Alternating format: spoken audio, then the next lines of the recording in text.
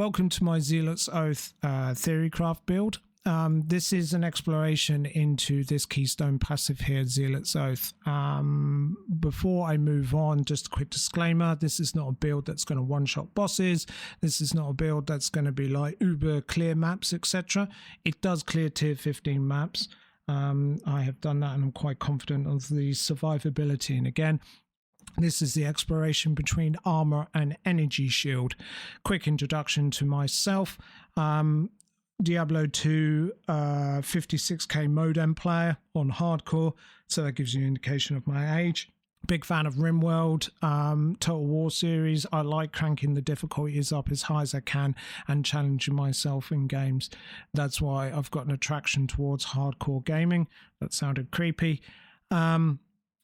And also the reason why I've created this video is again another challenge, because of this person, dslily, and this video here about game tourists and bad information, etc, etc. So I kind of put it a challenge to myself. And recently content creators like Quinn69, Mathil, and Fleekazoid, recently I've been watching Fleekazoid videos, and that chap, he is literally a games poet. So I'll link their channels down below. But yeah, they've kind of inspired me a little bit to have a crack at a video, and that's about it. I do stream on Twitch, and that's where most of my time goes into in the evenings. So if you enjoy what you see today, please come over and join us, and yeah, and enjoy PoE too, because I'm thoroughly enjoying myself. Okay, this is my test footage here regarding the Zealot's Oath energy shield recharge using excess life. As you can see, we're on 90 life per second per tick. Our current regen is 338. That from other sources is coming in from the 12% on the amulet, and also I'm getting 20 life per block. I took a quick potion for 918, but now we've moved up to 300 per tick with made to last passive, which is 15% of damage is prevented is recouped as life. Now we're boosting here with the life recoups and heart tissue. So now I have 30% in total damage taken recouped as life. So now the numbers are going to start creeping up. The object of this test is to try and out heal or start to get that blue energy shield recharging. As you can see, the more damage we're taking, we're actually getting more life regen coming in. So we're now hitting over the 500s per tick on top of our standard life regeneration. And on this note, this is why I decided to try and juice it up even more for this testing purposes. And now we're looking at increased life regeneration, and these 5 nodes really do boost the regen ability. So we'll go into the demonstration now. Once I get there, off we go. There we go. So our life regeneration is 512. Now we can start to see that blue bar starting to slowly creep back. And we're trying to out-heal the damage that we are intaking to try and see the effects. Now, this is a quick test video that I'll show of, look at those numbers. This is with a unique Wandering Reliquary. This has got 50% of physical damage preventative recouped as life. I was curious to see what this would do. I'm taking slams. Oh, I'm being slam dunked at the moment. What I don't have is recoup from life on those nodes at the moment, and I just basically have the recoup from physical nodes from made to last down below. But as you can see, I mean, that's 1600 life per second regen. I thought I'd include this because it was quite interesting. Zealot's Oath. This is my whole theory craft is built around this keystone passive. Excess life recovery from regeneration is applied to energy shield. Energy shield does not recharge. 2 benefits of this keystone passive that I've discovered. Number 1 is your life recovery from regeneration. This acts as your energy recharge number. So you're recharging your energy shield at 337 per second or per tick. Interesting thing is, if your energy shield does dissipate and you dip into your red stuff, you are actually got some good recovery if you're taking multiple hits or even a large hit to get yourself in your defenses back to 100% again. Now, the reason why I say that is because if you look over here at rapid recharge, for example, 25% faster start of energy shield recharge. If you look over the tooltip, the affects the delay before your energy shield starts recharging after you lose an energy shield. So basically, in a nutshell, it removes lag. So as soon as you hit into your 100% of your life, you are now starting to recharge straight away. You do not have that lag, which is, for me, quite interesting. Adds a benefit that you can get back up to your full energy shield pool. Now we'll move on to why I chose Titan. I was going to go Merc, but unfortunately the Vitality gems do not stack. I slotted both of the gems and the 1% life regeneration per second. Unfortunately, it doesn't stack. I will show you a quick video here. I have noticed a little bug on the Gemlin taking this passive on Gem Studded Dirt. It says you can use 2 copies of the same support gem with different skills. Using 2 gems don't stack the benefits twice. So if we look at our life, we're at 438.1 per second. If I stick 1 socket into here, 1 gem, 1 vitality gem for 1% per second, and go back into it, I'm at a total of 486.6. I will take another vitality gem, and now I'll stick in a different skill. I have tried it, put it in the same, but I'm just for testing purposes, we'll put it in the second skill, Herald of Ash, plop, and we go back into it again, character, and my life is still at 486.6. So this is either a bug or it's working as intended. I'm not that super smart, but hopefully there are some people out there who can confirm this or not. Welcome back to from my video clip. As you can see, that does not stack. So but looking at Hulking Form, this is an amazing ability. 50% increase effect of small passive skills. If we just quickly I'll explain very quickly. Armor and energy shield, that's had a 50% increase. The benefit of this is build variety or diversity or whatever the words you want to call it.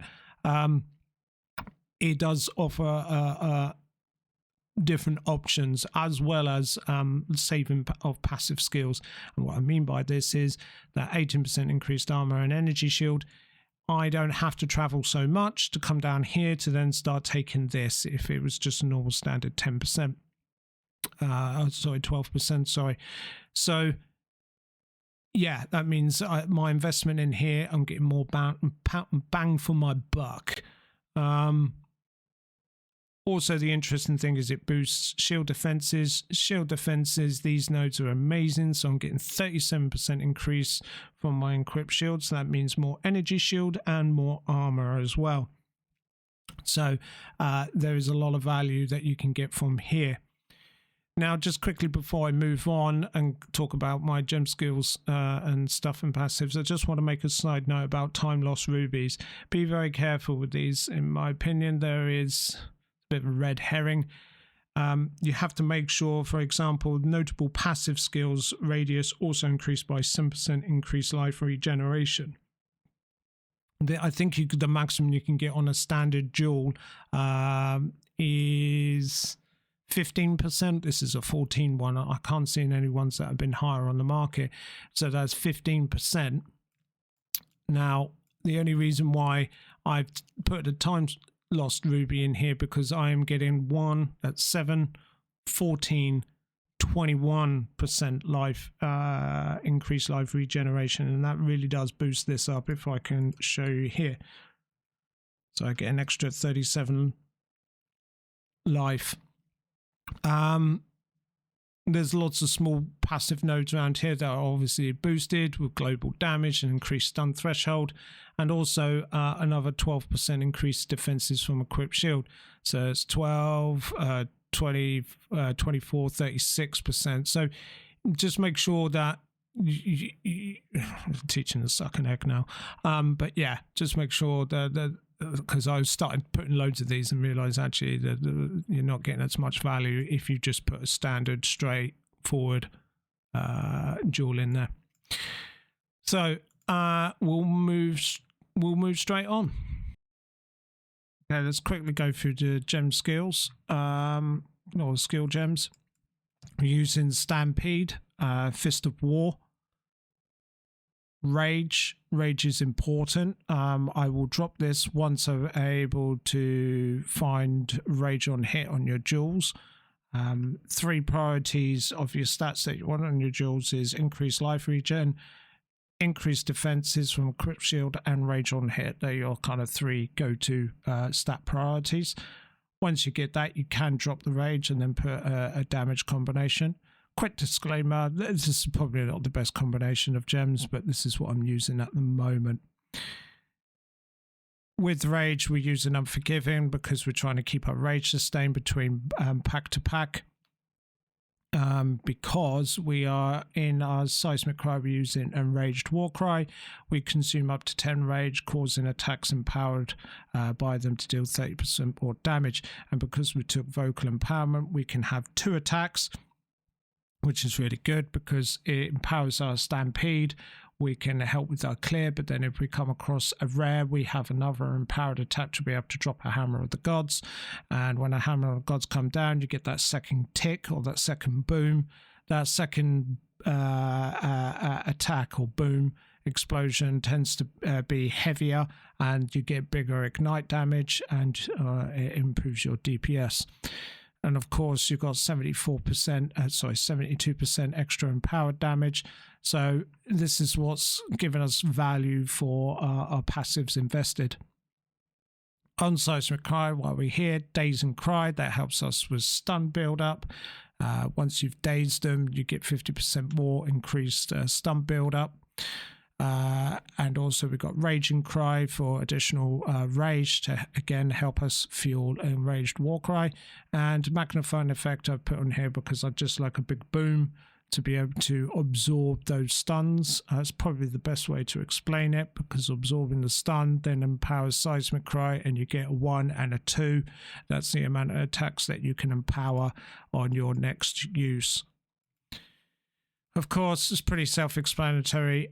Blade Catcher, I do highly recommend this for any defensive, any warrior build. It does really help out with sustainability or survivability. Beef is obviously a must because we are going for Giant's Blood. I've gone last in Trauma because we're Ignite build, because we are using Avatar of Fire, converts 75% of our damage into fire. Also, any random element damage on our rings, 75% of that's converted to fire. Lightning stats tend to be bigger numbers. I don't know if it's true, but I would say 75% of a bigger number, like 1 to 100 lightning damage, you'll probably get 75 fire damage. But then I wonder if it does it say non-fire damage? Hopefully it doesn't do 75% of that 16 to 24. I very much doubt it, but yeah, I'm going to definitely move on. But yeah, any random elemental stats like this cold, 75% of that will be fire damage.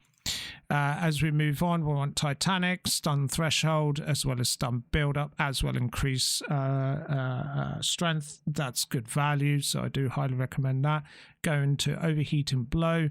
Because we're stunning, we're also creating fire exposure, so then obviously it helps with ignites and causing more damage. We've gone Resolute Technique.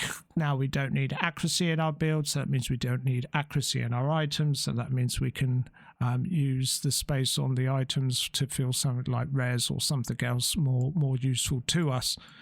We have gone Blood Magic, because again, now I'm looking for maximum health items and not mana items.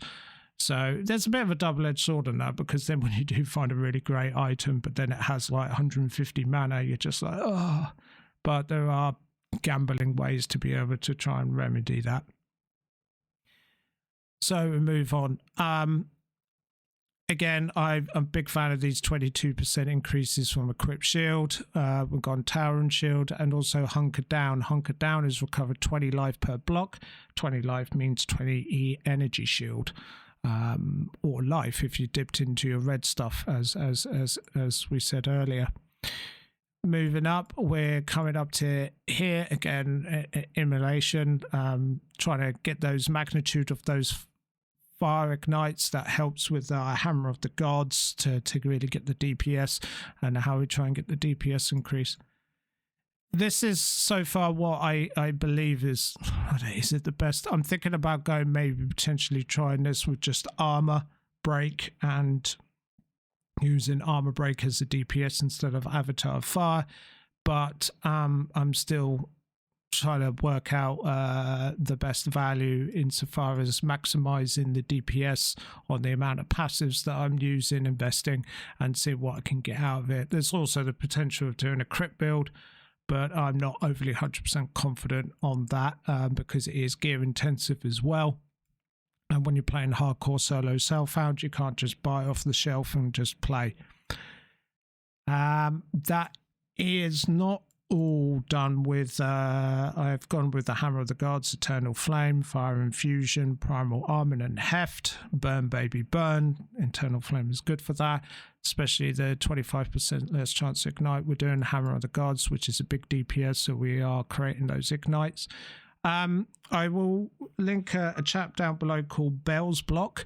Really helped out with my stunning issue with the not Pinnacle boss, the Ascendancy, my 4th Ascendancy, that boss right at the end of time guy. I was struggling to stun him. I've linked him down below Bell's Block. I wish I could make an 8-minute video. Creating an Ancestral Warrior Totem with Earth Shatter and with Jagged Ground creates a lot of jagged ground. He was producing 3 of these Ancestral Warriors because he came down and specced down into +1 to your number of totems, and then he imprinted one of these onto his amulets, so you can have 3 out. And with 3 out, creating Earth Shatters with the additional fissures as well. And he maxed out his quality of his gem. He was able to create a lot of jagged ground. And when you stampede over the jagged ground, you create a lot of stun build up. And it helped me actually manage to get the bosses stunned, so I could drop a Hammer of the Gods and get an additional tick from Seismic Cry, an additional Aftershock. So thank you to his video, really helped me Bell's Block there. So do check it out, it's good stuff. And that is it for the passives and skills. I'll just move on to the gear very quickly. Gear, we're looking for life regeneration everywhere we can get. You can't get life regeneration on gloves, but you can get leech. Now, as I said, this is not a maximum DPS build. We have no plus to our melee skills. So we're missing off our weapon, we're missing it off our gloves, and we're missing off our amulet. So as I said, this is not a maximum on our DPS. But obviously all our reses are at 75. In this build, there's someone I will definitely add his Prism Guard. I do highly recommend that at some point as well. This ends my theory craft.